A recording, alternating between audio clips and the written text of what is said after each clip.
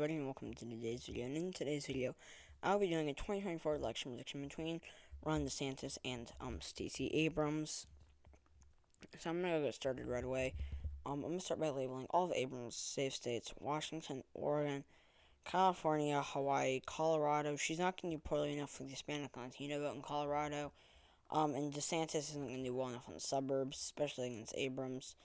Um, Those are all of her safe states: Utah, Idaho, Wyoming, Montana, North Dakota, South Dakota, Nebraska, at-large and 3rd congressional districts: Oklahoma, Louisiana, Arkansas, Missouri, Indiana, Kentucky, West Virginia, Tennessee, Mississippi, and Alabama. Mississippi could be likely. Abrams has been apparently working on trying to flip Mississippi, so we could see Mississippi become very close. I do think she has a lot of. I think she would do very well with the black vote. We would likely see lots of black turnout. So I'm actually gonna say Mississippi likely, just because we're gonna see higher black turnout. We're gonna see her do better with the black vote. Um, for her likely states, I'm gonna give her New Mexico, Virginia, Maine at large, and for DeSantis, I'm gonna go give him Nebraska's first or second, or first, yeah, Kansas, South Carolina, Iowa, and Alaska. So, for Abrams' likely states in New Mexico, I think we're likely going to see overall less turnout from oil workers. I don't think either of these candidates are very good for the working class, but I think she's going to do better with the Hispanic and Latino vote. Virginia, I don't see her doing poorly enough in the D.C. suburbs. I think she's going to do very well there. I think that DeSantis will probably do pretty well with the rural white vote, but we're going to see less and less rural white turnout. Nebraska at large. It's fairly inelastic. I don't think that Abrams, or actually, I think that she's pretty good. I don't think that DeSantis is. I think that DeSantis is a good Republican with the white rural college educated vote, but it's still probably going to be likely. For his likely states, Nebraska's first. It was 1% outside of being likely. I don't see him doing poorly, or I don't see Abrams doing poorly enough in the suburbs. I don't see him getting enough rural turnout. By the way, Nebraska's second's likely. DeSantis isn't going to do well enough in urban and suburban areas. Um, Mississippi, Abrams is going to get more black turnout, and she's going to do better with the black vote. Iowa, I think we're going to see overall less turnout in Iowa, but I think that DeSantis is probably going to do better with a lot of Obama to Trump voters, which will hand him a pretty large victory. Probably less than Trump, but still probably like 5%. South Carolina, we're probably gonna see more black turnout, so it'll probably be more competitive, like R+7 or R+8.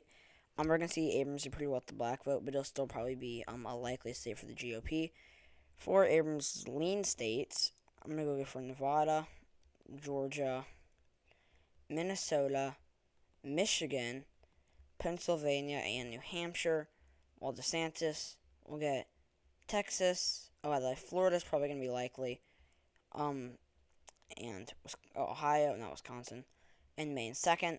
In Florida, by the way, he's just gonna do better. He's likely gonna win re-election by like probably 7-8%. I could see him winning by like 12-13% though. I just think that he's too popular in Florida to be able to lose it. Anyways, for his lean states though, Texas, he's gonna get less rural white turnout, but a lot of this rural white turnout, or a lot of these the majority of these rural white voters will vote against Stacey Abrams. So she's gonna do really poorly with them. She's probably gonna do better in the suburbs though, and she'll probably do significantly better with the Hispanic and Latino vote, and she'll likely get more Hispanic and Latino turnout. Well, actually, it depends. I think that she's definitely a stronger candidate for the Hispanic and Latino vote than Biden, but DeSantis is only marginally worse than Trump, so it could be really weird. And in Ohio, I see her doing better in the state's pretty red suburbs. And I don't see, obviously she would do better, but I don't see DeSantis getting enough turnout from the working class. And I could see her doing better in cities like Cleveland and Columbus. So I'm going to give it to her, or to DeSantis lean. Probably still like 4%, though. Maine second, I see Abrams probably being a better candidate for a state like Maine. It could be likely just because DeSantis, or at least statewide, is going to do better with the white rural vote in the Northeast. I think he's in this northeastern region. I think it's pretty good with like the white rural college educated vote in like New England. So we could see a lot of these areas be likely, or we could see him be lean. I think we're going to get significantly less turnout from Trump's vote. Well, I don't. It's hard to tell, but I'm just gonna go to him lean. For Abrams, the lean states, Nevada, yes, we're probably gonna see her pretty poorly with the white rural vote. We're gonna see a lot less white rural turnout. We're gonna see her do very very well in Clark County, which will probably hand her the victory. We could see her lose Washoe County, but I wouldn't bet on it. In Minnesota, I think she's gonna probably do pretty well in Minneapolis and its suburbs. I think she's gonna do marginally worse with the working class. I mean, it could be likely just because we're gonna see less working class turnout. Yeah, I'm gonna give it to her likely, just because there's not gonna be enough working class turnout. In Michigan, I see her doing worse with the working class, but there being less working class turnout. I see her doing significantly better, in Detroit. And in Pennsylvania, I see her doing well. Actually, it depends. She could do. I do think she'll probably do better with the black vote in Detroit. In Pennsylvania, she'll probably do better in Philly.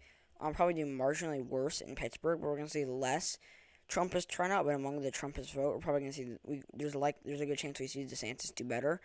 I think we're gonna see less rural turnout as well. New Hampshire, once again, DeSantis is just a fairly strong Republican for this New England region. For Abrams tilt states. Oh, by the way, Georgia, Mac, she's from there. I see her doing significantly better in Atlanta and its suburbs. And we're probably gonna see a lot less rural turnout, or at least rural white turnout. Her tilt states Nevada and Wisconsin, and then DeSantis gets North Carolina. North Carolina is a really close call. I'll talk about that in a minute. In Arizona, I see her doing probably slightly worse.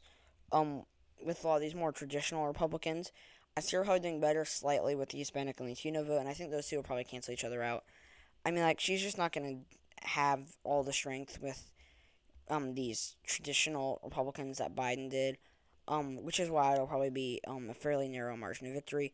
And then Wisconsin, I don't see DeSantis getting enough working class turnout, but I also don't see her doing well enough with the working class voters, or a lot of the working class voters that do turn out. I think she'll probably do pretty well in Milwaukee, in Madison, but I don't know that it'll be enough. I would say we're gonna likely see DeSantis carry Door County, but still lose the state.